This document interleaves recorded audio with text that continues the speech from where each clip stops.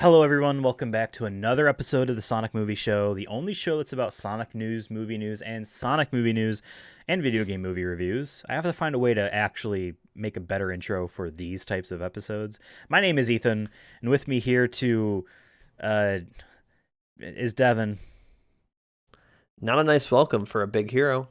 That's true. I was every That's episode. the only real good quote I pulled out of this, honestly. There's not a lot of good ones. That and demand my ass. It's a good one. There's every single time I go to intro one of these, I always think like I think I need to verb the noun and then call Devin, you know what I mean? And I faltered on what I would even say for this movie. The fantasy the final. Yeah, well, this would be like the third fantasy the final that we have seen for this show, you know? Oh, it Spirits is. Within, Spirits Within, Advent Children, and now Kingsglaive.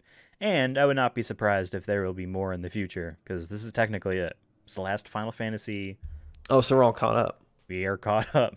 Yeah. We're with the lore, and they all connect, yep, right? They're all together. But yes. I like to. I know they're not. They don't connect, but in my head canon, they all connect in some way. Like they all happen at some point. Technically, because there is the fighting game Dissidia that is a Final Fantasy fighting game.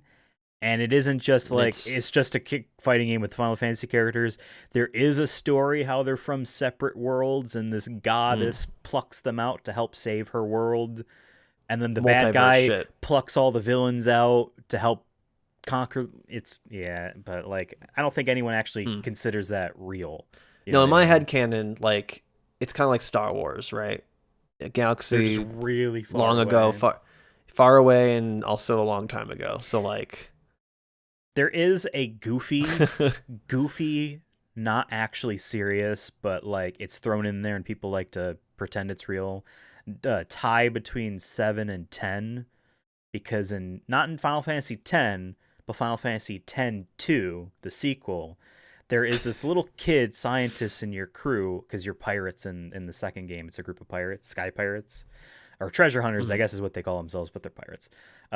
This little inventor kid whose name is Shinra, and like some log you can read or whatever in the game. I don't really remember the in spoilers. I know you have Final Fantasy X. I doubt you'll ever finish it, but maybe you'll play a little bit more. I don't know. There is like an afterlife in that game, and like there's something that ties in where he has this idea to experiment in like life energy in there, but it doesn't work. And the idea is that his descendants go to another planet, and that's the Final Fantasy VII planet.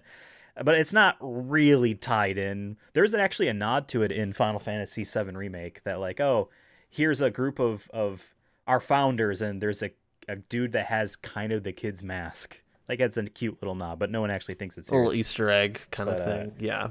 No, in my head canon, they're all connected.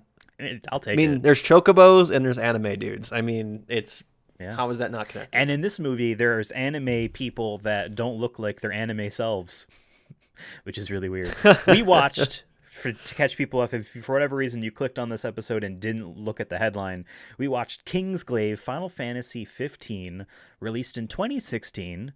On directed Blu-ray because it wasn't. I don't think it was in theaters. I probably should have looked that up, but I don't think it was. If it was very limited to the point where you're not seeing an ad on TV for it. Yeah. Maybe it's a Fathom Events kind of thing at AMC or whatever. That's what Advent Children was. It had like a very quick showing like in a theater, and that's how it counts as being. This was made all in Japan, right? So like that alone makes it like there's not many.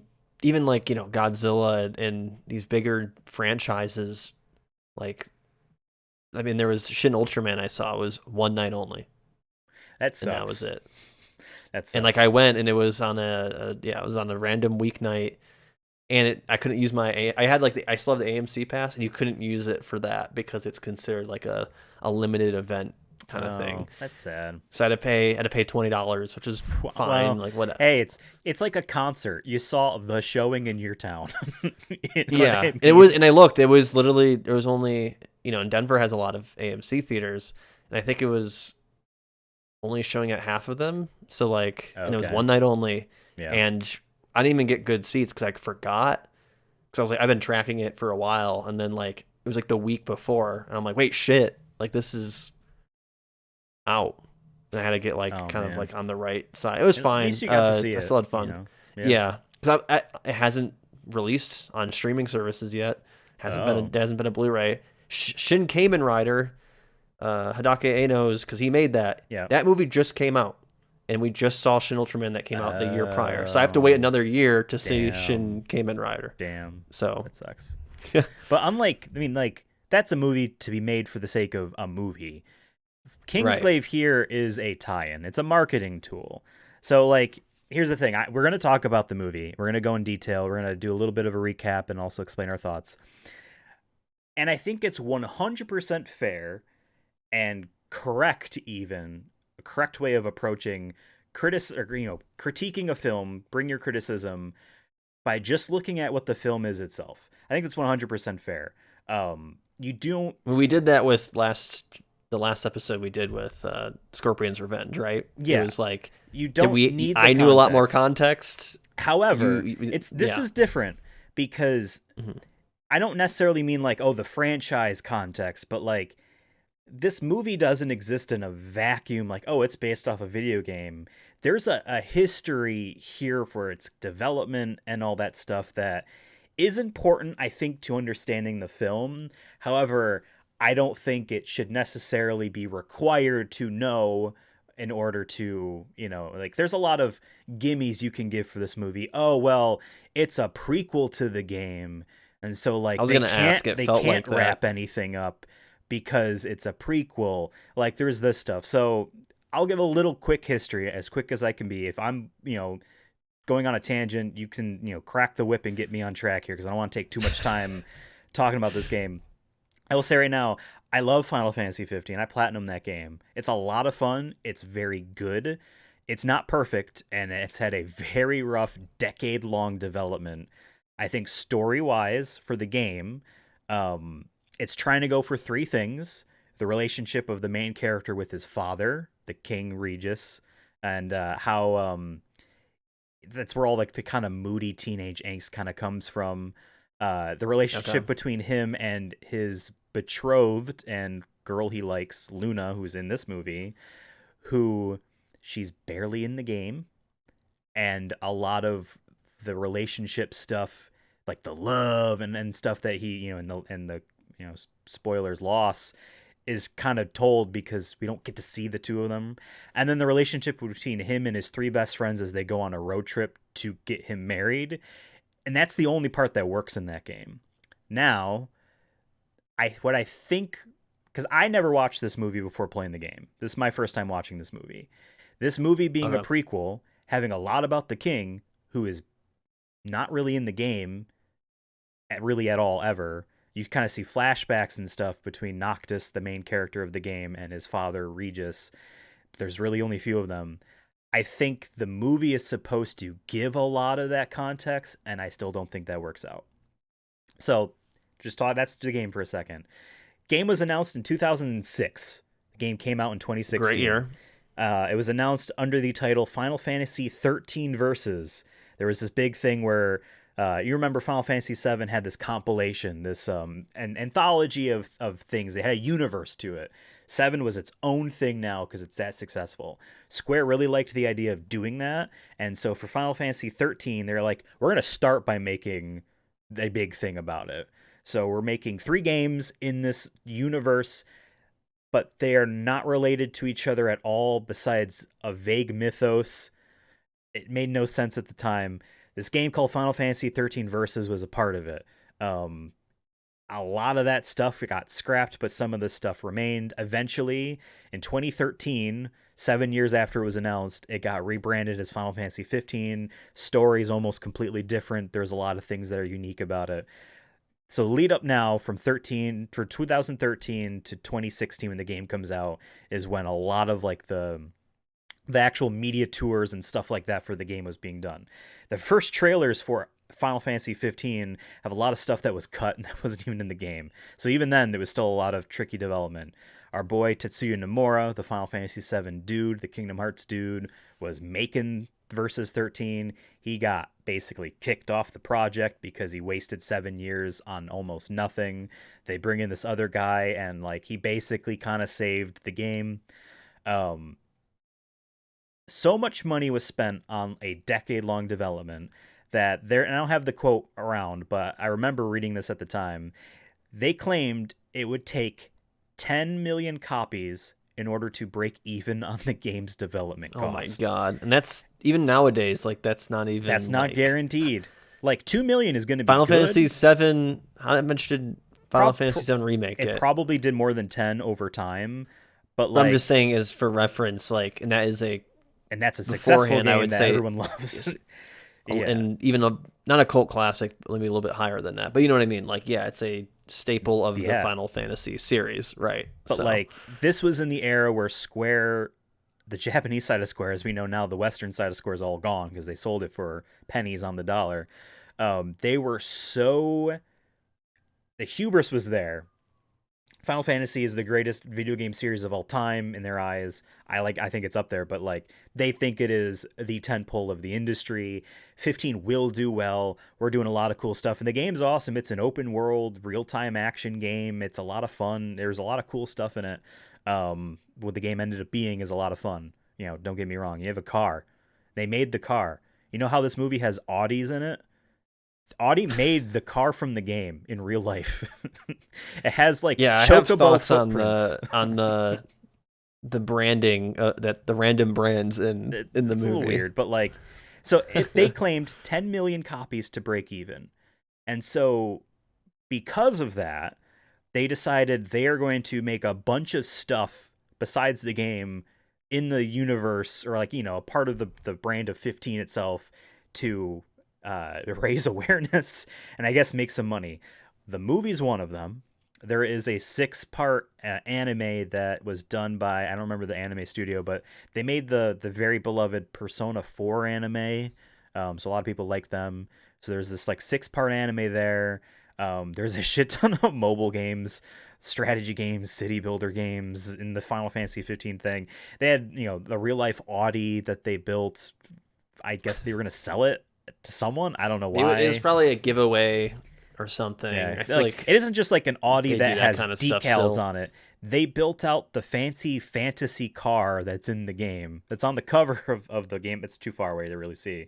But like, if folks at home, you Google like the Final Fantasy 15 car, like they made that, which is crazy. That was probably like a couple. They should have put in Gran Turismo. Millions of dollars. That would have been awesome as like a pre-order, like a random unlock bonus, the car from that. Yeah, just like a random but they treat it like, you know, they say 2016 Audi, blah, blah, blah, whatever the name is. And then like when you look at the details, it's like only one was produced in real life as it was blah, blah, blah. Final Fantasy, you know. Yeah. That'd be cool. So this movie also, by the way, came out like a couple months before the game did. So folks could see the movie before they played the game. And that was kind of intentional because the movie is a prequel, technically. Like, the game starts and then the movie starts, but the movie's like 3 days. So very early on in the game, do they see the news reports that, you know, the Kingdom City, you know, Insomnia has been taken over, destroyed, the king is dead, you know what I mean? That happens really early in the game. So like, it's a prequel mostly, although there's a little bit of concurrent, you know, and they kind of talk about that in the movie of like, where's the prince? You know, he was sent away, and they don't really say why. But it's, I don't know, the game makes it seem like it's very obvious. The game opens up, you know, our main character, Prince Noctis, and his 3 bros on a road trip to this kingdom city because he's getting married and they are driving their car. That's what the game starts off with. And it's like, you treat that game like it's a road trip, and it's an awesome game. There's a lot of parts that don't really work, but it's a good game. So like, that's the context for the movie. And they made a big deal about Aaron Paul. It was a prequel marketing material hype thing. Like, so get people interested. You could be like, well, it's a part of a greater thing, therefore you gotta give it a lot of slack for other things that it's missing, because like some of the, you know, most of the cast isn't in the game. Like all of the Kingsglaive are not in the game. Luna Freya is in, the game. Ravis, her brother, is in the game, but their stories need to be told start to finish in the game, so the movie's not going to do anything with them really besides have them there. I don't think it's necessarily fair to be like, you can't criticize the movie on its own. I still feel like that's what you should do because it was released as a movie. I have it on Blu-ray. I have the deluxe edition of the game that also comes with a 1080p Blu-ray, I'm sure. I bought, a 4K one for it. I watched it on YouTube, content. by the way, because it was free with ads. So perfect. That's what I mean. Know what the movie was an ad to see what so. what quality it was at, but the 4K conversion was pretty good. I think it was better. It looked than at least Advent 1080p. Children. So this is, if you remember from Advent Children, and I think also Spirits Within, those were not lip synced to English, but this movie is. So I think that's kind of notable. Although I think it's easy to tell that like the rendering process on the lip syncing, maybe they did more than just Japanese and English. Maybe they did a couple other languages as well. Had a lot less time because sometimes the lips move and they feel very uncanny to the motions of the bodies. So I've noticed that a few times. On it some felt characters. Like weird motion capture at moments. Yeah. That it looked, because at moments it looks visually good, right? But like high fidelity level, like cutscene, like a higher end cutscene. But yeah, then you're right where it's like, but it also felt like it just felt a little bit like the voice actors weren't connected. You know what I mean? Like I think it's hard part of doing like voice acting with animation stuff is like making it feel like the actor is playing it physically. You know what I mean? Yeah. And if you that's on the animators, watched the credits, but like I'm actually kind of impressed that they actually did this at all in one thing. They'll be like, this character, voice by this person, motion capture by this person, and facial scan by this person. Some people are all in one. Some people, like our main character, Nix Ulrich, there is, I think, 3 different people. You have Aaron Paul from Breaking Bad, you know what I mean, being our main dude. And then you have 2 Game of Thrones people. Yep. Sean Bean, who, like, here's the thing. When Sean Bean dies in almost everything he's ever in. So it's always I feel like that was the prerequisite, like, oh, we should get him because he dies. Like he knows how to do it. He knows how to act that out. But then Lena Headey is Luna. Yeah. I'm 90% sure she is not the voice of the character in the game, and Sean Bean is not the voice of Regis in the game either. And like what's also, I think you have these 3 people for 2016 because Game of Thrones was prime at this time. I think you have these 3 people as your star-studded cast to get people in the seats who don't know anything about Final Fantasy, but they're like, I like Sean Bean or I like Lena Headey, so why not? Yeah. And some of the other random casting, like, I think they're decent. I don't really have anything negative to say about any of the other people casted. But I will say, Luna, Regis, and Ravis, Luna's brother there, they don't look like how they look in the game. Regis looks the most like how he looks in the game. But, like, I don't remember if Lena Headey, I probably just mispronounced her name, if like she was the 3D scan for the face on Luna there or whatever, but like she looks more like a real person in the movie. In the game she looks like a 3D anime person, which is weird to me that they made that change, because it's not like it's been 5 years, we're gonna make the movie. Like, no, you're making this concurrently. You know what I mean? You know what the person looks like. It's just weird. I'm assuming it's just that they were making both the game and this at kind of the same time. They probably just had reference material to work with, and weird.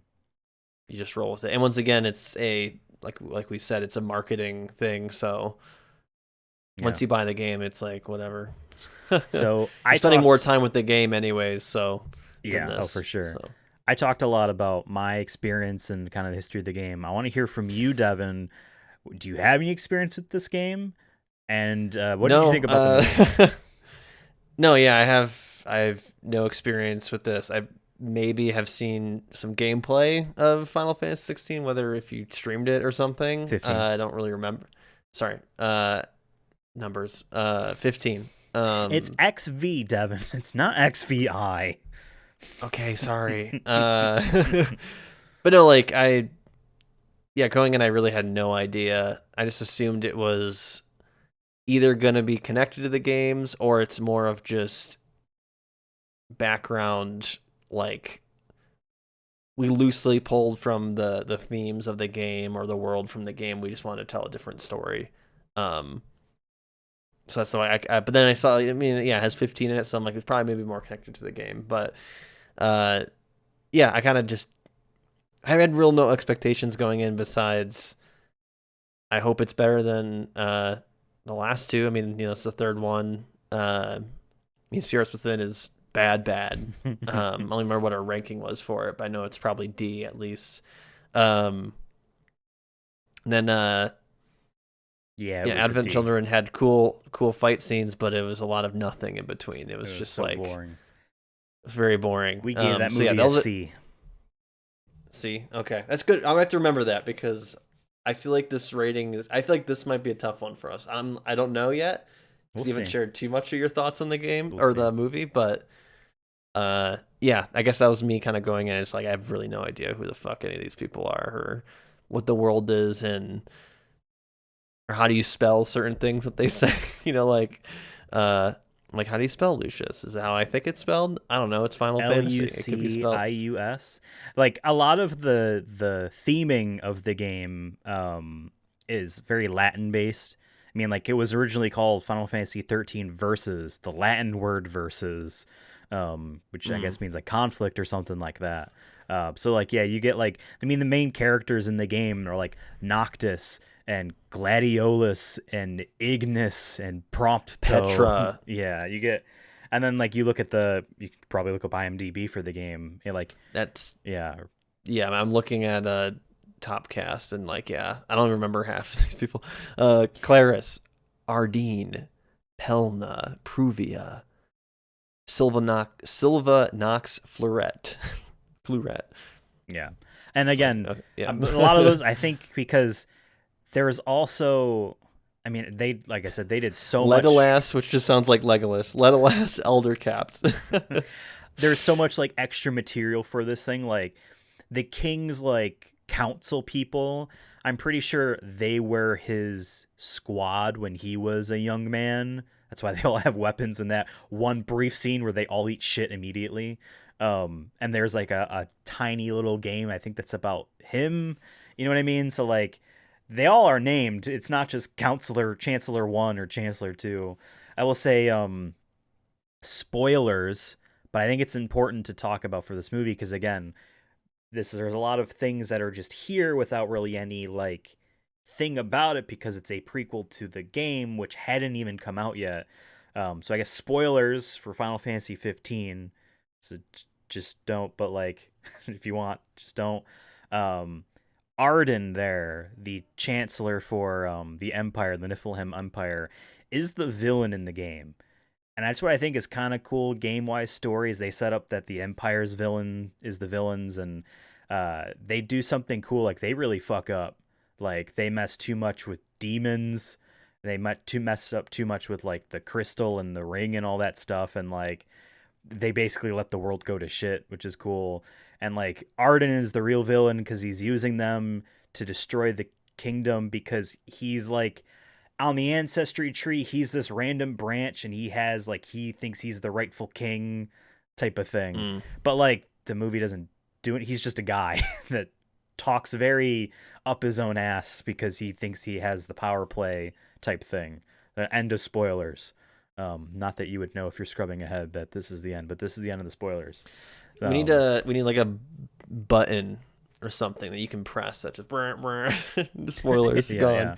And spoilers. But I guess the real way to do it is like the time codes thing in YouTube. You know what I mean? Where you have like the chapters, spoilers, end of spoilers. Add that to the list of if we ever things to pay someone else to fund this, either or pay us or someone else, to fund the show. Yeah. Listen, we go back to we're a losing budget here.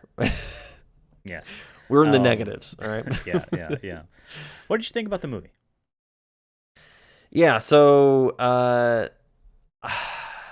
gonna be honest. I think this was a dud. I did not have fun watching this. Actually, I feel like it got a little better towards the end, or at least from a direction standpoint, a cinematography standpoint as well.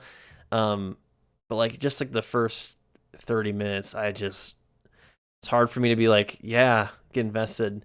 There's actually that opening like fight scene with the bugs and shit. I literally, my one eye got bloodshot. I'm not even joking. Like I got nauseous a it's little hard to bit tell just what the hell was watching it. going on. That's for sure. It was the frame rate was, high. I don't know what frame rate it was in, but it felt really high. And then the cuts were like, boom, boom, boom, boom, boom, boom, boom, boom. It wasn't consistent. Didn't feel organic. That it just, I don't know. Just like it didn't have a good first impression, and I don't think that helped it. And then they finally slowed it down and calmed it down, and there wasn't as much action, which I was actually glad. I'm like, please no fighting, because based off the first time you showed fighting, I couldn't watch the screen very. I'm with you.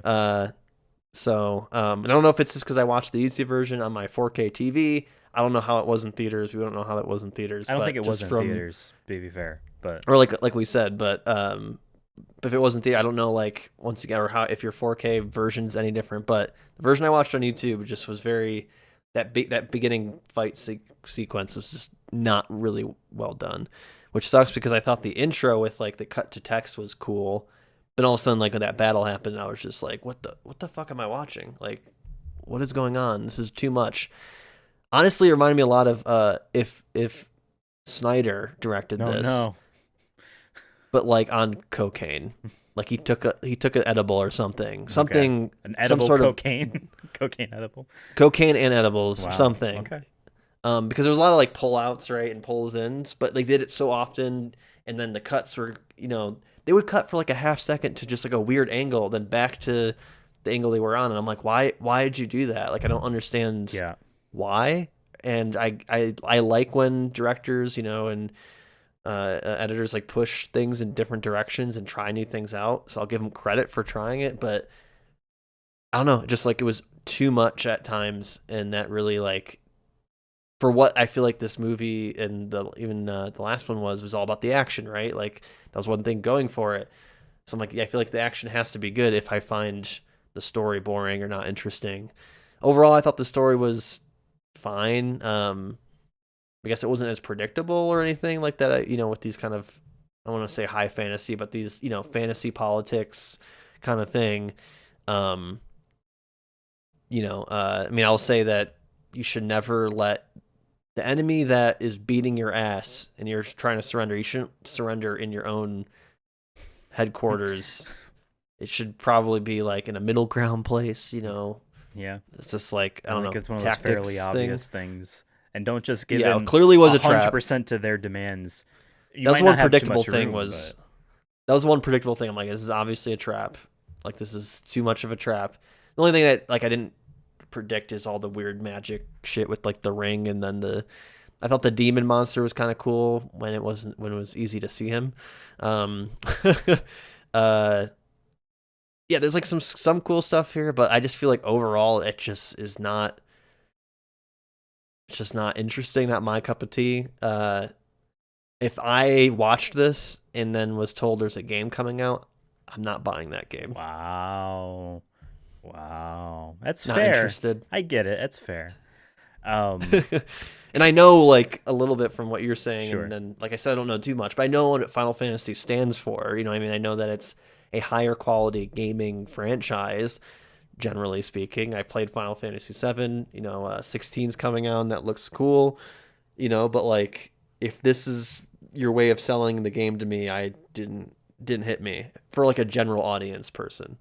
Yeah. For the Final Fantasy person, and you'll have to tell me, maybe they like it. I don't know. But for me, the general person who's, like I said, played a little bit of Final Fantasy games, it's no for me, dog. That's fair. That's 100% fair. As the Final Fantasy man, and like really just is the guy that played the game, I platinumed it. I will say, just to talk a bit about the game for a quick second, before we really got a whole bunch of live service games and blah blah blah, and this game came out in 2016, it was doing like, I think what everyone wanted, a maybe not necessarily live service, but that continuously updating game to do on a completely single player game, where it was getting like story DLC that was in brand new locations with brand new gameplay styles, with like they were mini games essentially built using the tools of the game and put in. There was a Monster Hunter-esque multiplayer mode that was put into the game, which then was branched off to be its own game, and the trophy list isn't accessible now, which is kind of sad. And like there's a VR fishing game they made in this because the main character likes to fish. Like I will say, like in this game or this movie kind of builds the main dude up as like a mopey teenager. Maybe it's just because I know that's what people expected, but like he's not really all that much in the game. And like I don't know, there's all this extra stuff. The game kept getting free updates with new bosses and stuff, and there's cool dungeons and all this stuff in it. And eventually they realized like, hey, we're just not going to be making up the money that we think we're doing by doing this, so we're going to pull the plug. But just going on that, like there was a moment where like the game I think was very very cool in terms of where the industry was going. And so I've experienced all of that stuff, and I think I hold the game in a really high regard. It's not perfect. It's an open world game with a lot of areas that are empty besides the monsters. You have a car that's you can drive, but it's easier to just have one of your AI people drive it for you. The fast travel is slow. Like there's a lot of issues. The game is open world for the first half of the story, and then the second half of the story is very linear and moves at a breakneck pace. But there's a lot of cool moments. You talk about like Final Fantasy games have the classic summons, right? You have Ifrit, you have Shiva, Bahamut, Leviathan. In the story of the game, there's like 6 of them, and they're like the gods of the world. And that's which I think they showed in this movie. Is that's at least what I understood with the ring, is that he's talking to the gods. Those are or something. Not the gods. Those guardians, are the ancient kings of Lucius. That okay. And so like when Nyx puts it on and he hears Sean Bean, it's because he's become one of them, type of thing. But like I don't know, there's lots of cool moments in the game. Like in the Empire is characterized very cool, and how like they're very scary and they're way too like overpowered and they fuck up. Like you're on a train in the last half of the game and it's so icy and snowy, and you're heading to one of the main cities in the kingdom. You're heading to a main castle or kingdom or whatever, and like the train gets stopped and there's a huge blizzard, and you're like, why? And you go outside and you see the giant decapitated head of Shiva. Like, oh, because this kingdom, this empire killed a god. Like there's a lot of cool stuff. So I hold the game in really high regard. This movie's not good. I'm gonna say that right now. This movie's not good. Okay. I feel like, because I was like, what, everything you've said so far, I'm like, does he like this? I'm like, I don't know. He's keeping it kind of wraps. I mean, again, we have to pull the viewer in. Yeah, exactly. No, I mean, like I want to be fair to the movie in relationship to the game, but again, I also have to talk about the way the movie is on its own. On its own, the movie's boring. The action is disorienting. They use one of the it got better at the end. It got a little better at the end, but that beginning, then like a lot of the stuff like doesn't make sense if you don't know that, like, yes, you like the main character and his friends can teleport by throwing their weapons, or like he can summon his weapons to him, you know what I mean, that type of thing.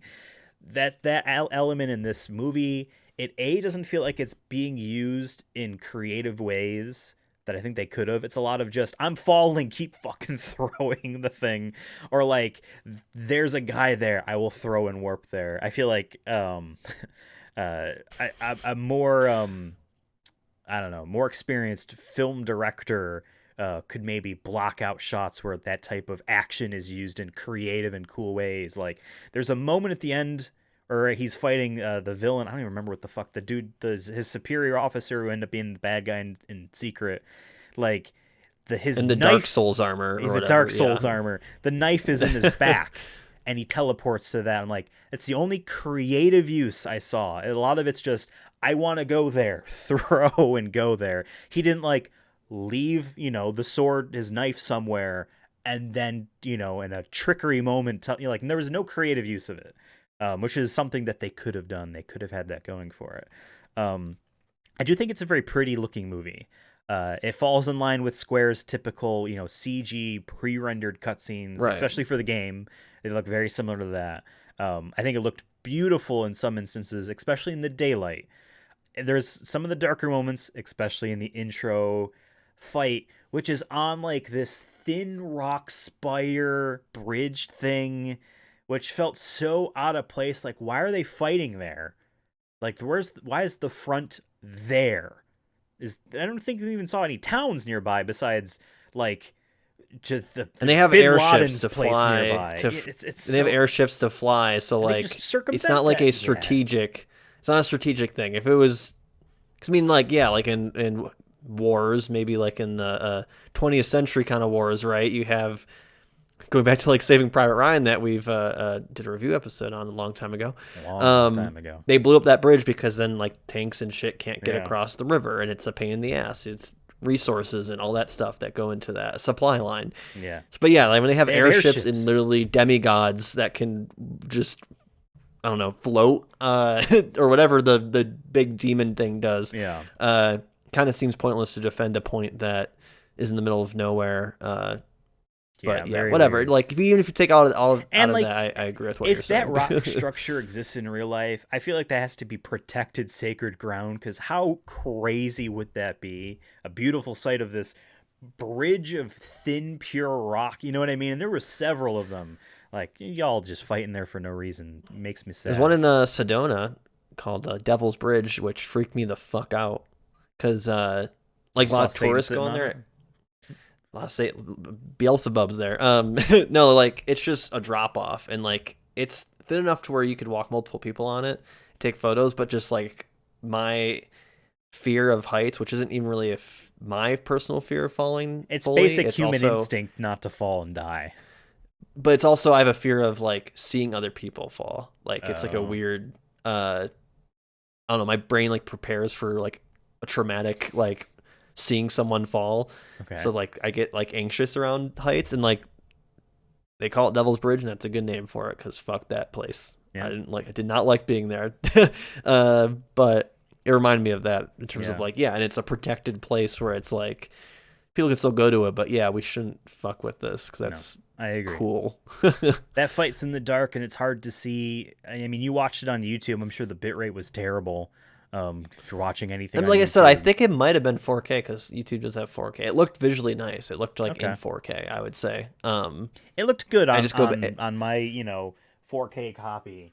You know what I mean? So like, there's a bias there, but I feel like it's also fair to say it looks. Regardless, like it goes back to like it's the actual like storytelling for the action, where it's just like you can't do that many cuts, or if you're gonna do that, you have to sit on them longer. Like I don't mind there being a lot of you need a lot of cuts in action films, but like you need to let the person's eyes digest. I don't just. It was also one of those things where like they're not telling a micro story in that action. What exactly are they doing? I need to get here to do this and blah blah. It's a lot of just people shouting, and I know they have like intercoms or like earpieces, but you don't ever see them because they have these swords slicing through legs. Then all of a sudden there's another guy with a gun, but that cuts right back to the guy with the sword again. It just felt like we just wanted to show a war of our dudes fighting, and I guess that's what they accomplished. They did it. I don't think it was good. It's just too quick. That beginning sequence was awful. Like I said, it did get better. It did get better a little bit. When I say better, I mean just it wasn't. They let the shot stay. I just feel like they were trying to make an impression in the beginning, and it just awful, not good. Like I said, I literally got nauseous, and then my eyes started freaking hurting. And then I checked in the mirror later that night, and I literally had my left eye was bloodshot. It might even still be bloodshot. Nice. Nice. The scars of war affect all of us. The scars of war. Yeah. I think that the story. Again, it's a prequel, but whatever. Like, you have this main guy, Nix Ulrich, played by Aaron Paul. I think that's his name. Mm-hmm. He was also in a Need for Speed movie, so I guess eventually we'll see him again. Aaron Paul. In our movie reviewing thing from Breaking Bad. there was a little bit of ham-fisted, but still not unwelcome, like commentary on like immigration in a historic, city they're type trying to of like they thing. briefly said it a couple times and just It's a little like on the nose when like the guard says, "We don't need any of you immigrants here." It's like, all right. Kind of rolled my eyes at that a little bit. There's a more nuanced way of showing that, but hey, the real yeah. world is honestly that like obnoxiously like, I hate you because you're not looking like me. You know what I mean? They'll just say Yeah, something. no, I get it, but it's just like in a movie you do it, I think, in a little bit different way. Or at least the tone with this movie was trying to like, I feel like, talk about that, but not, and it isn't executed well. Yeah. Like I would see it doing like that in a satirical sense, where like if it was a kind of like a loose black comedy movie or dark comedy movie, whatever the word is that you put before comedy to make it A funny like comedy dark movie. I think it's dark. funny comedy movie. But so like, yeah, he's, and it seems like all of these people in his troop, the Kingsglaive, these like super, SEAL Team 6 of magic, like the magic comes from the king and the king's line, and which I kind of thought was cool that like he could only give it to a certain number of people. I'm like, yeah, that's interesting. and like but like to go on a quick it's tangent like the president, here, Final Fantasy 13, 15, and now 16 all seem to be doing the same thing of like, fate has chosen the main character type of stories. And it'd be interesting to see maybe after 16 a story of a coincidental person like 7. I don't want to spoil 7, especially with Rebirth coming out, but like there was no fate involved with that. That was happenstance on how that character got there, and all those people got there is by happenstance. So that'd be cool to see that again, because like I'm not super big on kingdoms, but like, okay, the kingdom's like magic, and there's that fantasy element, and they're always good people, so okay, fine. You know what I mean? I like that element, like especially when, spoilers for this movie, Sean Bean's character dies, and then he realizes later like, oh, I can't use magic anymore because the guy that gave it to me's dead now. Like, I think that was a cool element of it. But there's one character I want to talk about when you're okay finished here. But so like, our main character Nix Ulrich, played by Aaron Paul. He is an immigrant. All of the Kingsglaive people, I think, were immigrants. We get this from local towns or whatever, or just areas, because Lucius was a large kingdom, but like the Empire's taken all but the main city now, and so that's there's a lot of people being. It's been GG, by the way. If you're in that position, it's GG. Yeah, and honestly, like, and I wouldn't be like, that's about it. I feel like that city would be a little bit more chaotic if you knew you're the last city left. And I know you have the shield and stuff, but like I feel like it, just knowing. If you're going back to if they're trying to like make it realistic with the immigrant thing, what we learned from even before COVID, we've known that like when there's any sort of like disaster or anything like that, humans are very selfish. Or not humans, people in certain countries are very selfish. I should say America. Americans can be selfish. I know this isn't based in America, but I don't believe humans are inherently selfish is what I'm trying to say. But in our current day of age, humans are selfish. And I will say, I feel like all the toilet paper would be gone in this world. That's what happened to COVID. With the very first trailer for Final Fantasy 13 Versus opens with the line, "This is a fantasy based on reality." And I think you can take that context alone and justify political commentary if it works or if it fails that this movie or the game might make, because it is supposed to be a fantasy magic kingdom but in a real world. So like, yes, I think it is apt that like you would have these like, our city has been protected by this magic fucking wall for like a couple centuries now.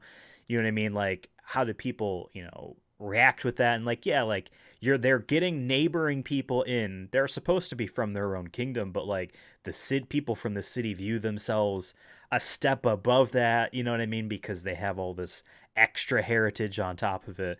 There's cool stuff you can do there. And like, when we talk about our misguided hero, I forget his name.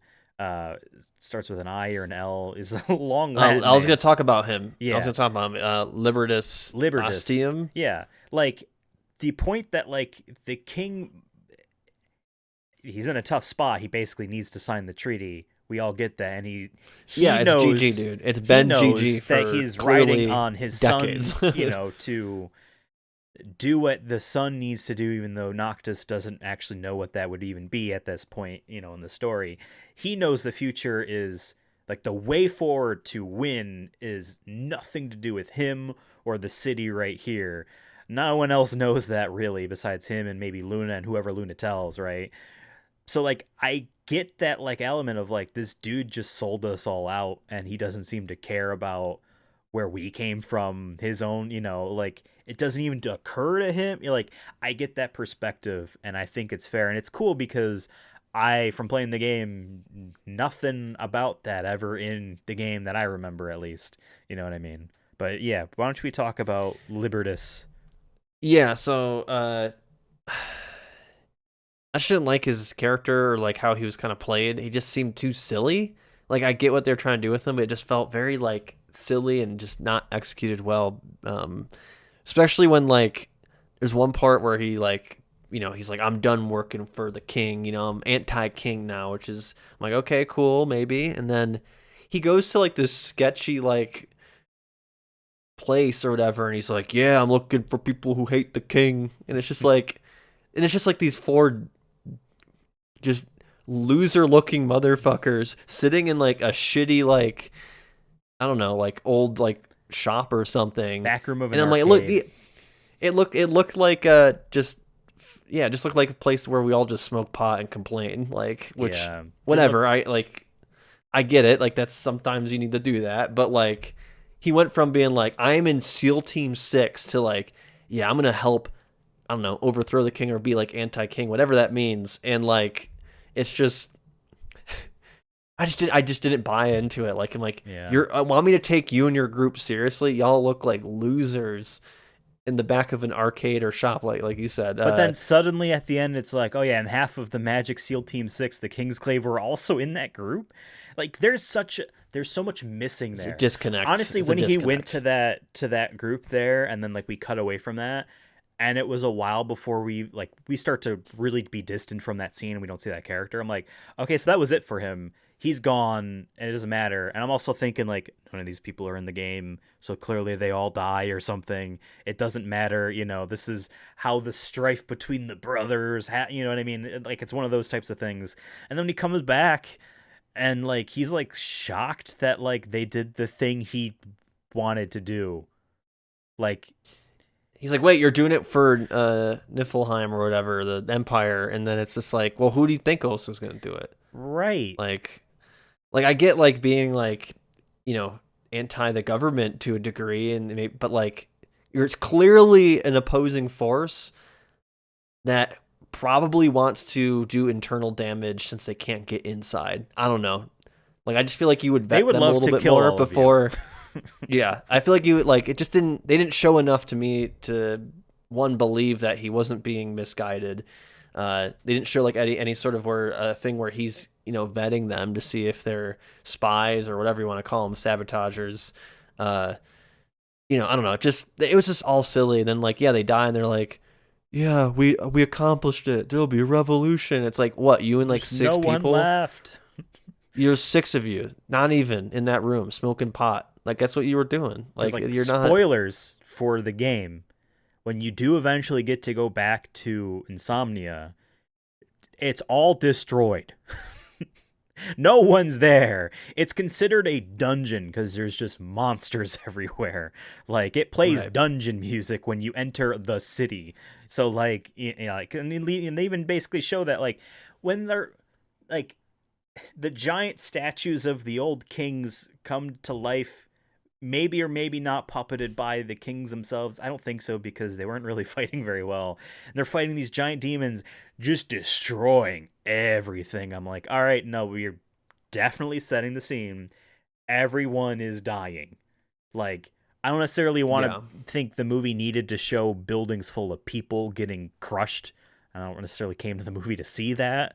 But like, you know, you can infer this empty building, in quotes, was not empty if it was actually realistic. I mean, the way it ended made it seem like it was just a little bit part of the town, which is a whole other thing. Where it's just like we're on the highway, just people walking. It's like what? Made no I'd sense. be sprinting. I'm hauling ass. They're walking out. If Luna's walking with them. Like, dog, they're sealing the exits to the city. I thought we already established that there was no easy way out. Or just clearly there's one exit.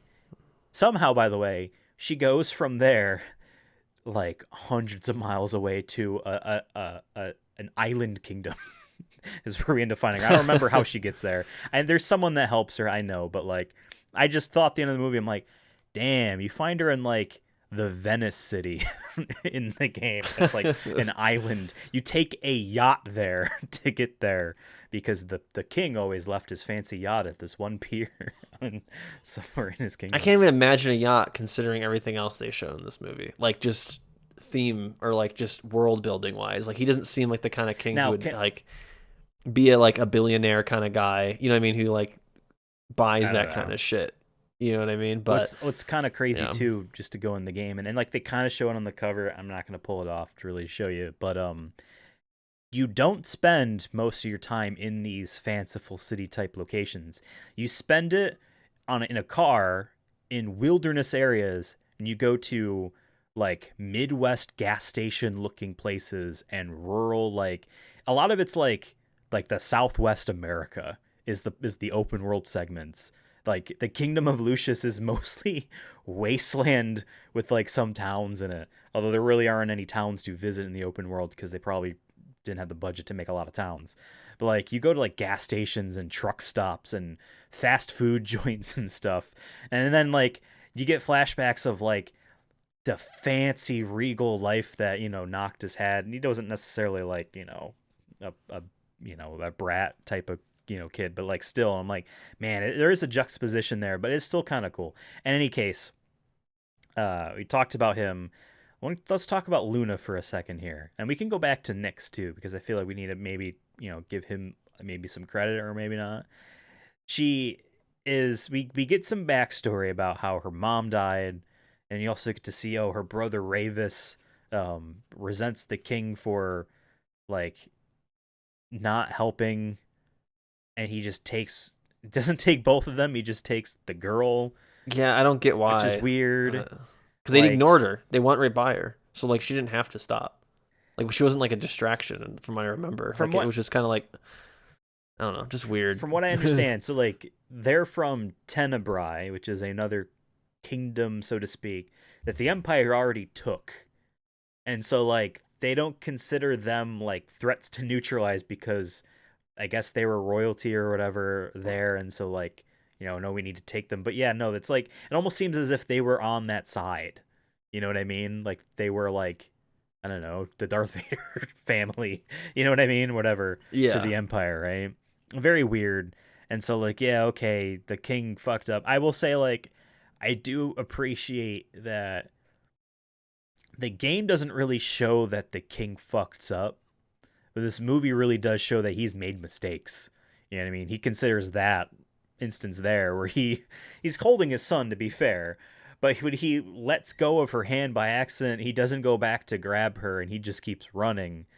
Like, I like that character has a bit of dimension to him, that like he isn't just the wise king who knows all, you know what I mean, type of person that you would expect from an old man at that point, I do like that, but like, so she grows up as a hostage, and like her brother Ravis, and by the way, just this is not even related to Sonic Movie Show. Eventually, in some boss fight in our D&D campaign, I'm going to use Ravis's music because it's fucking awesome. He's an awesome boss fight in the game. It's up there with Sephiroth's theme, in my opinion, on epic, villain boss fight theme. Any case, he resents them, but he's kind of working with he basically is like trying to work his way up the Empire. It seems like in the brief snippet we get in a flashback she has with him. But yet she's like, I never really understood, and I even still don't understand, even with the context of the video game, why she thinks she has this duty to Noctis to help his destiny. Like, the game also... She's not, like, clairvoyant, right? Or anything like that. Well, that's the thing, is the game says, yeah, she's supposed to be an oracle. Like, her destiny is to become an oracle. But, like, I don't think she knows that at this point in the story. I don't remember, to be fair. But the movie doesn't do anything to show you that, to be fair, also now. Like, she just thinks she has a duty to him. She seems to always have like an answer or some big hyperbole message anytime someone says something to her. That's one thing I always like kind of sick of. I'm just like, oh my God. Like, remember she just jumps off the flying machine onto a ledge thinking that she'll land? You know, it's very weird. I don't know. But you know, just like she'll have like some big message about like what is honor or whatever the fuck, and it's just like, okay, cool, I guess. I don't know. I just don't like characters that have like some big wise thing to say for every situation, like you've been there kind of thing, where it's just like, or especially when like it leads to other people's deaths. It's just like I don't find that interesting too much. But she's not a very well written character fine in the movie. Just fine. She's not a very well written character in the game either. She's mainly meant to be viewed by the main character, and like the struggle he perceives her having is more important than her, if that makes sense. Maybe I'm being a little bit mean, but like I said, there's like 3 pillars to the story. They fail at 2 of them, and the only one that they do succeed at is because you spend a lot of time with those characters and you spend no time with these flashback people, if that makes sense. So like she's really just kind of there. And it also felt because like she basically tells Libertas, we need to split ways, goodbye, knowing that this dude's gonna die. Well, this dude's just gonna die. He's got a broken leg still, right? he's just gonna die. It's just goodbye. Yeah, I don't know where he's gonna go. The best part is they both walk away from the car. Like, you can't just take one of you take the car. They both walk away from the car. Clearly, that Audi is indestructible, so you should take it. Yeah. Can we actually talk about the brands? So there's Audi, right? And when I was like, okay, this fantasy world has an Audi, which is just funny as a concept. But there was another one. Let me see what I have in my notes here. They show them in the credits at the end. There's Beats by Dre. So there's Dre is in this universe. Dre is in this universe. And this would be post-Apple acquisition. I swear I might have seen, for like, because this is the moment where a lot of things were moving around and flashing, right? I swear I saw a Bitcoin logo. I swear to God I saw one. Really? During when that swarm of bugs comes. I didn't stop the movie, to be fair, and go back. So once again, this could be headcanon for me. I swear there's a big, bright, yellow-looking Bitcoin logo or something in the background around the part where that Luna and Nyx are, like, in the, like, office building, and then the swarm is coming, and they're in the... Right before there's, like, a moment when they're fighting that helicopter thing, and they jump into there. I swear to God, I saw a big, bright, yellow coin-looking thing, and I'm like, yep, now I'm just going to say it's Bitcoin. I Googled just now Kingsglaive Final Fantasy 15 Bitcoin. I can't find it. I think, you watched it on YouTube. Like, I think we need to pull that up. Just try to find that. Okay. I find, see if I can find it. On a similar note, what I found very funny, in one of the late movie scenes at night there's fighting or not. There's a bank or something that they pass, and it just says Insomnia on it. It's just the name of the city. Just like, is there just one bank in this? Like one bank, I guess, maybe. I don't know. I just find it funny. I swear to God, I just in my head, I'm just like, yeah, it's fucking Bitcoin. I'm like, they're like, yeah, we're decentralized here, okay? Yeah. We have magic money. it would be Gil. It would be Gil because that's the money in all the Final Fantasy games, but. That'd be funny if that was in there. It might have been a maybe.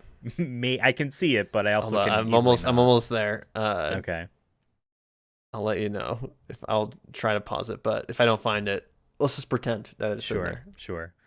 One thing I do like that they showed, like we see like the Grand Regal City itself, but then there's also like a downtown red light district type of area. Red Lantern District type of area. That's where like Nyx lives, and like his and his friends live there, which I think was cool. Like, but at the same time, if I'm like Royal SEAL Team 6 guard. Why am I living in a flat in like a one bedroom like apartment with no furniture? Yeah, Does this man he not get gets any paid money? all that money. He's doing it for honor. All right. That's what it seems like. The only argument I can hear for that would be like, oh, he's not there very often, so who gives a fuck? But it did look like shit. But they all live in that area, and like y'all don't have like bunkers in the Kingdom Castle or somewhere nearby. Like at that, I don't know. But I did appreciate that they showed that area of the city. I felt like that seemed cool. Like he has his jacket and he's going to work. You know what I mean? Like I actually kind of liked that. For a fantasy. Again, it's based on reality, so like but yeah, we have our villain there. I forget what his name is. Well, one of our villains, but the commanding officer for the Kingsglaive there. I forget his name. It doesn't matter because obviously he's just in this movie and not in the rest of the game or anything like that.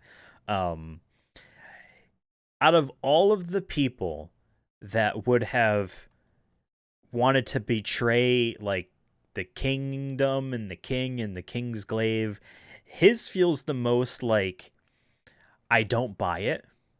Like he is like your classic like, you will listen to me, soldier, you will take your orders, you know what I mean? You will let him die. I ordered you to retreat and you're being reassigned to guard duty because you went to save a friend, an ally instead of retreating like I told you to. Him type of person like and the honor and this and that, and for his reason to also be like, but they're let our homes be attacked, and that's why I'm going against the king. Like it felt more like they just wanted to have a cool shocker like twist for who's in the armor, you know what I mean, than really working in the other way. It would have been like, fine just leaving him unknown and just being like he's some sort of super soldier. Yeah, I mean, honest to God, like he's on the cover of this 4K Blu-ray, and I'm like, I don't know who the fuck this guy is. Like, I don't know. But like, he's there. He's fighting, I guess. He kills the king, so he gets something cool. Sean Bean's death in the movie was, I think, kind of cool. He mirrors essentially what he did to Luna by letting her do it to him. It's a Halo shield. I always saw it as the Halo shield. Anytime someone did it just looked like the Halo 3 trailer, that famous one where he jumps down, he throws the thing down as the missiles come. That classic one. Yeah. I take it you didn't find the Bitcoin. Oh, I literally, as I'm 115, I slowed it down. Remember, you can use the period and comma keys to frame by frame on YouTube. Okay, hold on. Tries to find. I legitimately might have just. I'm trying. Oh, there's like something in the way. Give me a screenshot. Oh, it's not. It's not. Give me a screenshot anyway, so we can use it for YouTube. It's not a really good screenshot.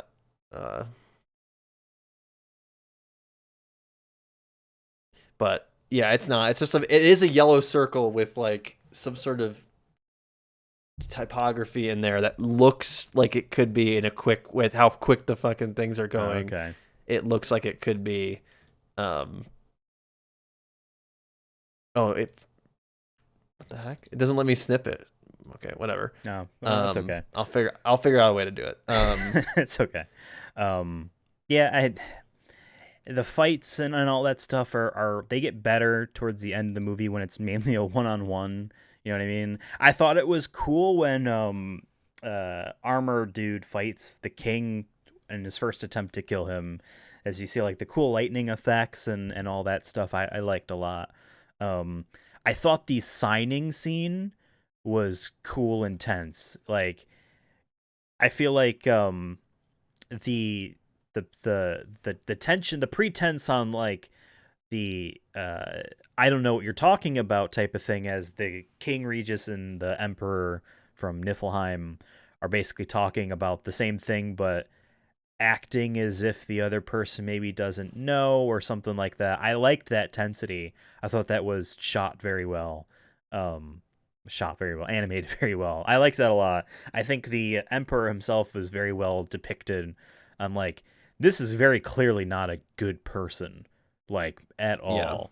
But he's playing the part, and it's kind of hard to diplomatically fight that. He's playing the part. It's hard, you know what I mean? But yeah, like you said, he lets them into the city. You know what I mean? Lets all these people into the city. It's one thing. It's one thing if they're already like blowing up everything, then whatever, you can surrender in your bunker or whatever. But like when you have the force field, all the rest of your, I guess, army and everything is there. Go meet in that big desert near that desert bridge. Be like, I'll be there at noon. Let's sign the shit, whatever. So if I am assassinated, it's not. I don't know. Just like, come on, tactics, y'all. No wonder y'all are losing. Okay. Yeah, I actually would like to have seen. I don't want to really get a full history on the war, but like I would have liked to have seen a bit of, even if it's just a zoomed out map, and they took this area and then this, like you just see that like over time our lands were taken. I think they do that a little bit maybe, but like I would have liked to have seen like, why are we losing? They have guns and we have magic. Like that one shot right. where like at the signing thing where like everyone quick draws on each other. That was used in an old trailer for Versus 13. So they use it here. Looks awesome. It's such a cool shot of like a lot of people holding guns up and a lot of magic swords being just held in place right. You know what I mean? Like that's a really cool shot. I guess I would have liked to have seen more of that stuff, but like, I don't know. I thought it was kind of funny when the dude that Libertus talks to in the arcade bunker thing, he's just walking around the street. He's like, "We won." He just gets shot. He's like, "Yeah, you're dead, moron." Yeah, Yeah, they're not really well organized. They're just kind of, like I said, I think they're just a club. Like, yeah, we come here on Wednesday nights after work and smoke the libertarian party for a kingdom. But it's just like it just seems like, we're just here to hang out because there's nothing else to do. Yeah, my wife left me 4 years ago. I'm just here because this is the only closest community I have. But yeah, it's just funny. I did send you on Discord. So when I was doing snipping tool, the screen went black. I don't know if it's like they're trying to like not get people to take screenshots of it. It's weird. But I think I've done that with YouTube before. No, yeah, same. I just don't know why this particular video just was like, nah. So I just took a picture on my phone, but you can see there's a yellow circle, and how like at a quick glance, I can see that. It showed it like once or twice, and that was it. Like it was in the corner, and it was never like a quick, and I'm like, wait, what? Bitcoin round? Looks like it might have been like a mug or something. Looks like someone running through letters, like, or something. I don't know. But like just on a quick glance, or like I said, I had to slow it down to 0.5, and it still looked too quick to get this. But interesting. Yeah. Well, we should wrap up here. So let's give final thoughts on the movie before we talk about rankings and whatnot. I guess, I mean, we kind of talked overall thoughts, but I will say, like, overall the movie, I don't want to say it disappointed me because I wasn't expecting the opposite. You know what I mean? Like, it was a movie that existed. I kind of knew it was a prequel. I will say I am disappointed that the movie didn't have a lot more of the king in it, knowing from the context of the game that he's like not in the game at all besides a couple flashbacks. Very disappointed in that. I'm actually kind of disappointed that we don't see Regis and Noctis. Noctis isn't in the movie at all. Regis and Noctis and Kelly and Michael Strahan and Ryan Seacrest, I think, is now. You can get on that show for free. You just have to wait. Yeah, I heard. Yeah, because they'll just take anyone off the street to be in the audience. That'd be a cool bucket list thing to do for me. Maybe if Regis Philbin was alive and still run the show, I don't really care about Kelly Ripa. My grandma always had it on when I was staying there over the summer. My mom always had it on. So I was like, hell yeah. Didn't Michael Strahan just like dip and say like, I'm not coming back to the show, goodbye? Because like they don't like him. Well, he does. Where is he on now? He does a lot of ESPN stuff. I know that.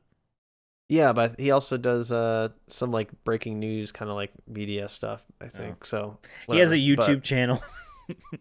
He's a Twitch streamer now. Yeah, news YouTubers. The fact that Noctis wasn't in the movie at all, and I understand why, but like show me more flashbacks of him and Regis, like him and his father and son, to actually Wasn't supplement until the end, game, the end credit scene, or which is whatever. weird because it's in-game, in-game in-engine stuff, and there's no lip syncing in it. It's like actually not even lip sync to anything. It was very weird. And like, yeah, the car breaks down because guess what? The game opens up with their car broken down, and they have to push it to a gas station, a pit stop. So I guess you get that. Oh, this is how it worked. But um, yeah. So I was let down in that regard. I wasn't really expecting much of anything else. So I don't think the movie's great. Like, but I wasn't expecting it to be. So I guess I'm not personally, let down a lot. What about you?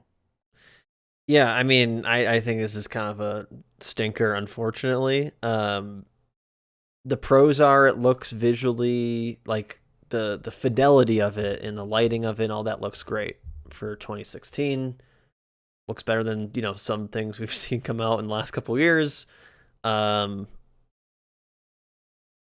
mean, like I said, it kind of got a little better at the end in terms of the plot and some of the action, but overall, like, I think the big negative for me is just how this movie was put together in terms of its cinematography, its action shots. Like that beginning, it just immediately told me, I'm like, what the is this going to be like this the whole time? Like, you're not putting me in a good mood. You know what I mean? Like, for the rest of the film, most of the characters I just don't care about. I'm not really interested in. There's some cool concepts, but I feel like they're just briefly touched upon. This did feel like a long prequel cutscene for the game at the end of the day, and I can see why it could be that. But at the end, like, I go back to my thing I said at the top, which was, if you're trying to, with this movie, you're trying to sell me on buying the game, I'm not interested. Based off what you showed me, and which is sad because the game's really good, and I do recommend people give it a shot. Like, it's a good game. But if that's the goal, this was to be more of a marketing kind of prequel piece. It's just, I'm like, damn, it's a no for me, dog. Like, why? I don't care about the princess at the end. She kind of seems like she knows more than everyone else, and she'll handle it. I guess she'll be fine. Yeah, and all the characters kind of die, but like I said, never really cared for him in the first place. So, and then the only cool guy I think for me was the Demon Souls dude, but then he was just the commander, and it's just like, okay, yeah, sure. Yeah, and then any of the subplots just were either fleshed out enough or were just boring. Yeah, I don't know. I just really did not. I was like, honestly, like looking at my phone here and there, being like, when is this? Has it been 2 hours yet? Yeah. And I had it with ads on. And luckily there wasn't as many ads on YouTube as I thought. Right. I was like, oh my God, this is going to be even longer. And like, it was only the first half hour. I feel like there was ads. Thankfully. It's a long movie too. It's like 2 hours. Yeah. And it felt like it.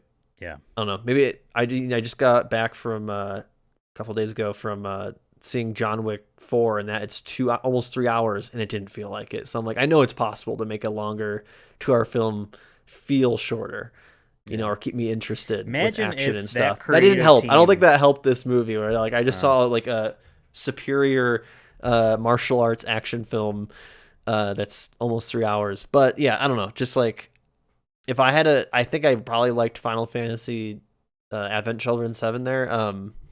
Flipped all those words around, but Advent Children better, just because at least I had some general context going in from playing Final Fantasy VII Remake, and at least the action was visually cool, and I could actually understand what's happening. And I remember them having like kind of those pan in shots. I just think of Man of Steel with Snyder there, where like he did a lot of those kind of shots, just constantly in and out, like Superman zooming in to the tornado or the building collapsing, whatever. But yeah, I just feel like there's a lot more negatives in here that just highly outweigh the positives, if there was really much of any for me, unfortunately. Which is disappointing for me, because I'm not trying to say you picked it too, and I don't like want to just be like, hell yeah, Ethan's getting less points or anything. Like, it sucks considering it is. Yeah. But to be fair, I have Ratchet and Clank up next, and I'm not confident with that. Let's actually take a look at what we're talking about. So, Devin and I, on an earlier episode this last year of the Sonic Movie Show, 152, I think. 152. I think it was episode 152. Okay. Perfect. We decided to do a draft where we picked a bunch of video game movies from a list that we both, got to pick from, and we're basically fighting over points for them. So I got my first pick, and then Devin got, a pick, and then we went back and forth like that. So you can see here on the screen, if you're watching on the YouTube version, I have 6 movies. Devin has 6 movies. There's a counter pick thing. We can talk about that at some point. But essentially, Kingsglaive is one of my movies. Now, we give these a ranking, a letter grade, with S being the best, then A through F. You can see there's points on the right-hand side. So S rank gives you 6 points. A is 5, B 4, etc. All the way down to F giving you 0 points. And you can see, we gave the 2018 Tomb Raider movie an A, Resident Evil Degeneration a C, Tekken Blood Vengeance a C, and Mortal Kombat Legends Scorpion's Revenge, I said the title right, first try, a B.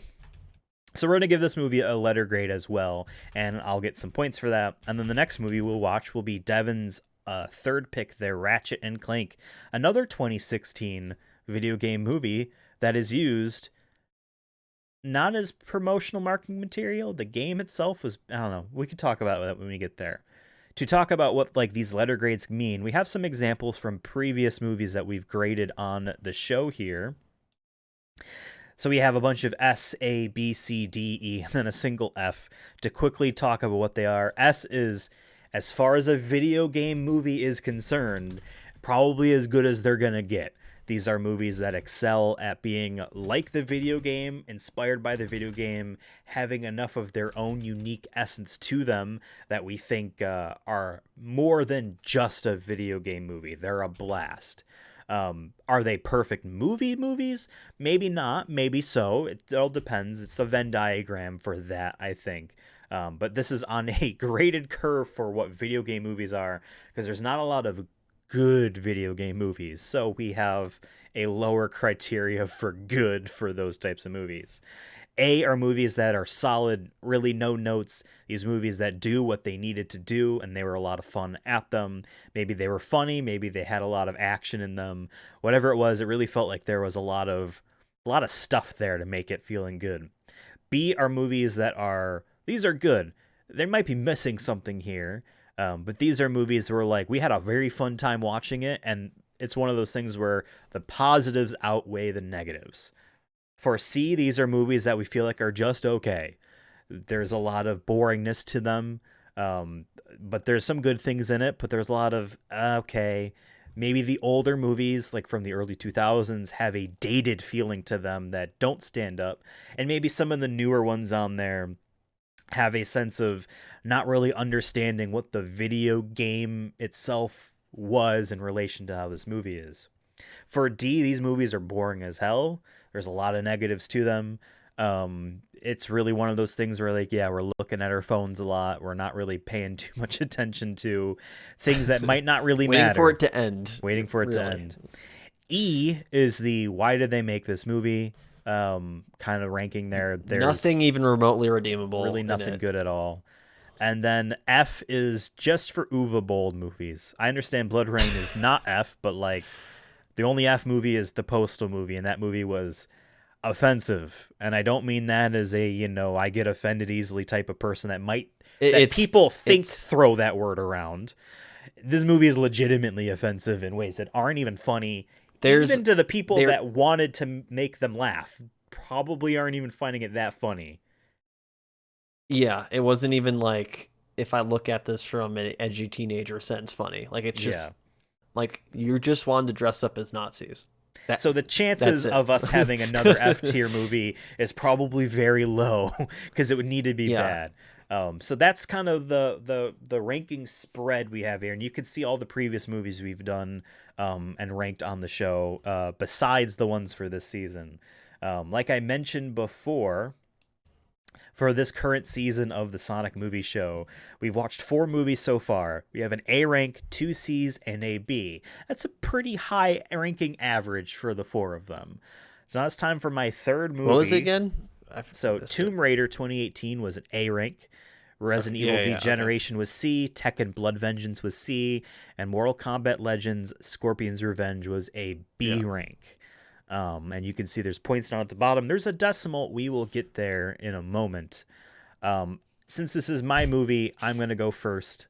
I would love to give this movie a C, but I have to realistically give it a D. I think that the only real positives to this movie are its visuals, and then things that aren't actually the movie, but the game.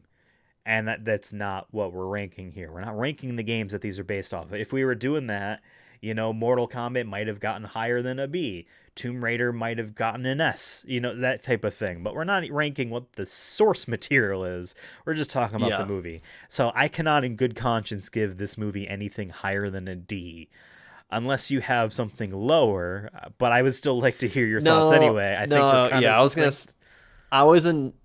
been on even before we had this conversation, because I've switched before after having a conversation, like recollecting things in my head and what we're discussing. I've changed stuff, but yeah, no, this is a D. I wouldn't say an E because I think E has to. If it didn't have if it visually was also just shit, then that's an E. I think that's the only thing kind of holding it above that E level for me, is that at least at moments it looked visually nice and pretty, and there's some cool thematic elements to it. But yeah, like I said, it goes back to my pros and cons. There's a lot more cons, and they heavily outweigh the pros. Sometimes we get a movie where the pros do outweigh the cons, and there's not that many pros. But yeah, this is, I think, a D, unfortunately. But hey, points are points.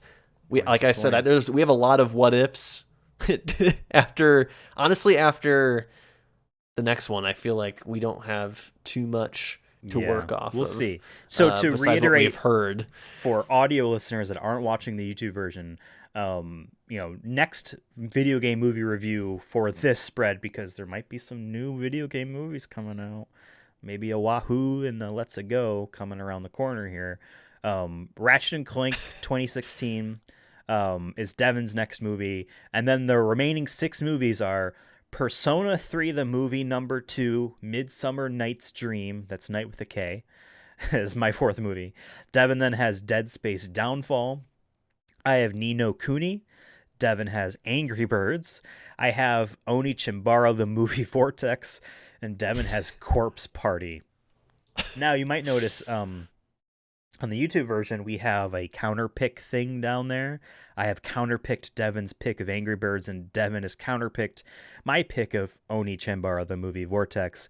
What that basically means is I'm hoping Angry Birds sucks, and he's hoping Oni Chimbara, the movie Vortex sucks. I mean, when I picked Angry Birds, I'm like, if I get a C out of that, then I get nothing. Listen, I'll take a 3 points out of Angry Birds. But yeah, I think after this point was when I started picking just best movie available in my eyes, or at least what I have some background knowledge. Because we had a small pool that we picked from. We didn't just have every video game movie ever. Obviously, we reviewed a bunch of them, dozens of them.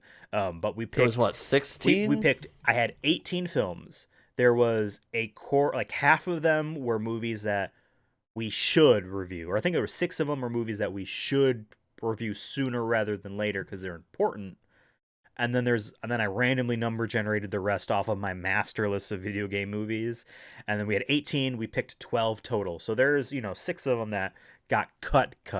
So depending on how bad we think our last picks are, we assumed they were better than, the other 6. The rest of the crop. I don't even remember what those were, but yeah. Yeah.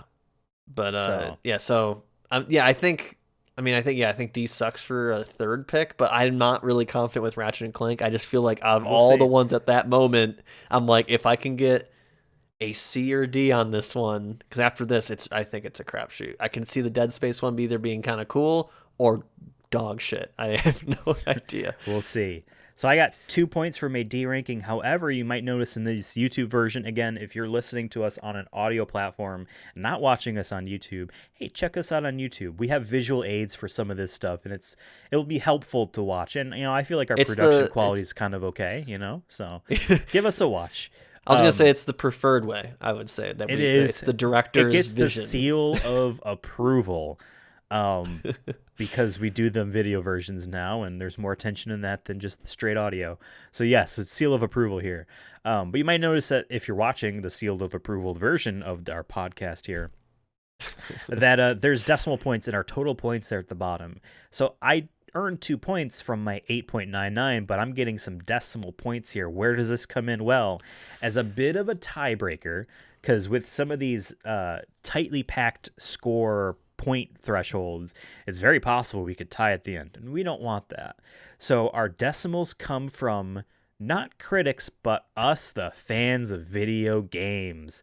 Devin pulls up on Rotten Tomatoes the not user reviews, audience score. That's what it's called on Rotten Tomatoes, right? Yeah. The audience score. Not the critic score, the audience score, because we don't trust the critics. You know, they don't know it's mainly just because, like, we're not like that really, but but we kind of want the audience score because generally they're more favorable than critics, and it's more fun that way.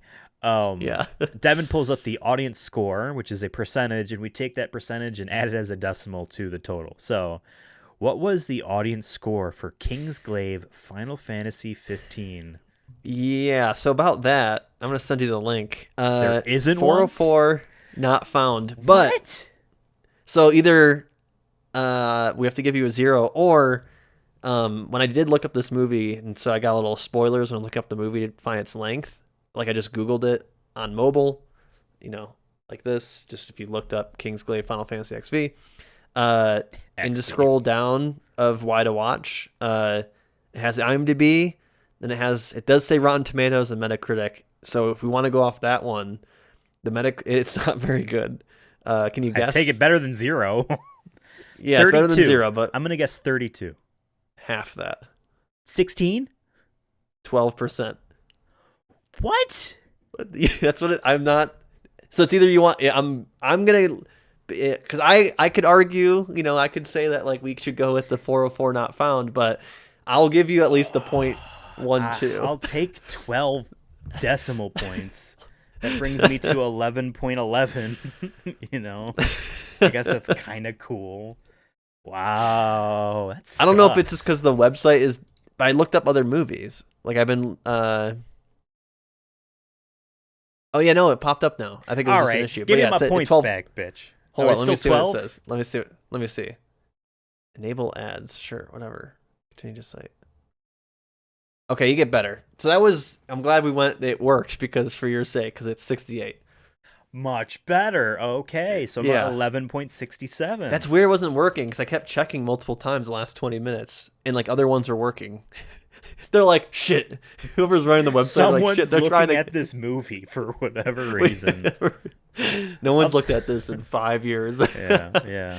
So yeah, it's 12% is the tomato meter. Audience score is 68. 12% seems apt for a critic score because we weren't that high on the movie, but Final Fantasy fans definitely turned up for this one.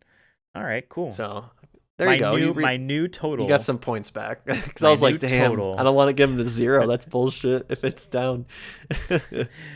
Yeah, I mean, I guess if we really wanted, we could have looked ahead of time to make sure all of the movies have them, but it's kind of fun to just kind of spoilers. Exactly. 11.67 is my new total. Devin, with only 2 movies so far, has a total of 8.42. Yeah, you got some. I think the D will help me, but I have to really bank on Ratchet and Clank. At least if Ratchet and Clank gets a C, here. then he can overtake me because I imagine he's going to get more than 20% on user. You know what I mean? So we'll see. What the folks have said about Ratchet and Clank, we'll see. I'm hoping it's just a little bit better. I haven't seen it. I haven't seen any of these movies, obviously. Same. I heard it wasn't good, things, so but I didn't hear good things. I'm going off the name. I'm going off the brand or anything like that. So we'll find out. Next week on the Sonic Movie Show, it might be something cool. We'll see. It all depends on if we're able to go see a certain, contractor's movie. I almost said, "Oh boy." Oh he boy. Doesn't say that. He doesn't say that. It's Chris, me, the Pratt Chris Pack. Pratt, yes, the Pratt Pack. We might be seeing the Super Mario Brothers movie. Hopefully we can, and that might be what next episode is about. In the meantime, though, you can check us out on Twitter at Sonic Movie Show to see if we're gonna maybe we'll give an update on that. We're also we will on not TikTok. have blue, Twitter blue. We will not. I have been trying to. If you can't find us, search harder. I've been trying to activate the block the blue like widget thing. But like right now they're also having a I think what I'm 404. gonna do is just go in the For You page and just block, and see how long it takes me to get to the bottom. Now, on my Twitter account at Ethan Absolutely, I have over 2,000 accounts blocked, but it's all advertisement stuff. Curious. You know what I mean? So like, yeah, I want to do that. But in any case, we're on Twitter at Sonic Movie Show, on TikTok for now, on Sonic Movie Show. Another one for now. Yeah. On YouTube, please follow us on Instagram. Instagram too, as well at Sonic Movie Show. In case TikTok ever goes under and Twitter just becomes a shithole that's not worth it, just please follow us on Instagram. I will say YouTube's obviously, like we said, is like our preferred place, but if you're looking for a place for just straight up clips, and sometimes I try to put a little funny one-off meme thing on there once in a while. So yeah, go check us out on there. It's subjective, and you like it, so that's the only subjectivity we care about. Yeah, we're on those at Sonic Movie Show. Let us know what you liked about Kingsglaive Final Fantasy 15 on our YouTube comments. So at Sonic Movie Show, youtube.com/at Sonic Movie Show. This episode, yeah, let us know what you think. You'll find us. Although, again, I searched, I think on our own freaking account, maybe it was on my private YouTube account, the name of our podcast on YouTube, and I could not find us on the first page. They're censoring us because we say the truth. Probably they're like, wow, these people really watched. Yeah, they put us on a watch list. Yeah, probably a do not advertise list. Probably, or it's because we watched all the Vin Diesel movies and they're like, these people are a little they have weird. They have a video called Triple X, and it's getting lots of views from people in India for 3 seconds before they bounce. Over 50,000. Yeah. I'm on Twitter at Ethan Absolutely. Devin's on Twitter at CursonaFun. Again, let us know what you thought about Kingsglaive Final Fantasy 15. Are you like me? Have you played Final Fantasy 15 and liked the game? Did you dislike the game? I know it was divisive initially, but it warmed up to a lot of people, and I like recommend The Last it. Jedi. Like The Last Jedi. Honestly, there wasn't a lot of vitriol for the discourse in this game, but like, honestly, we'll see. Let us know what you think. We'll see you next week for another episode. Once again, have a fantastic day.